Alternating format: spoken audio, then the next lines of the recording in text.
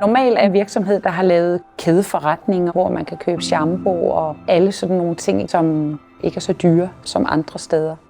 Da vi skulle lave Normals hovedkvarter, der var det første, jeg gjorde, det var ud og se nogle forretninger. Fornemme, hvad man laver derude. Sådan lige for at få den del ind i mit univers.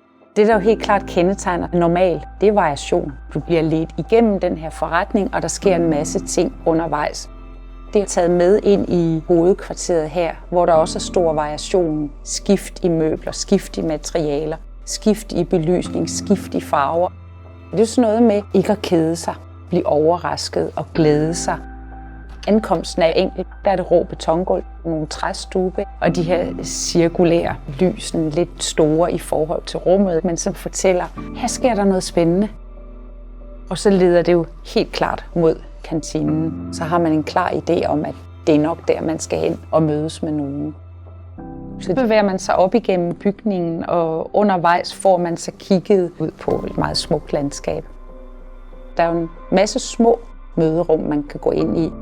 Nogle gange så har man noget arbejde, hvor man er nødt til at kunne gå ind i et lille rum, hvis man skal holde et Skype-møde eller et telefonmøde, noget der måske er fortroligt, måske generer andre via støj. Variation i belysning betyder rigtig meget for menneskets hjerne. Og den tanke er taget med ind i det her projekt, hvor lys er med til at lave rum og pege situationer ud og sige, her sker der noget andet, her gør vi tingene på en anden måde. Det er rigtig mange forskellige typer lys, der er brugt. Anker & Co. har været rigtig spændende at arbejde med, fordi de ved, hvad der foregår, og de kommer med nye ting, der er spændende. Den generelle belysning kan man jo godt vælge bare at lave sådan meget i stramt grid, men vi har faktisk valgt at opløse gridtet en lille smule, så de cirkulære lamper i lofterne er placeret asymmetrisk, igen for at skabe variation.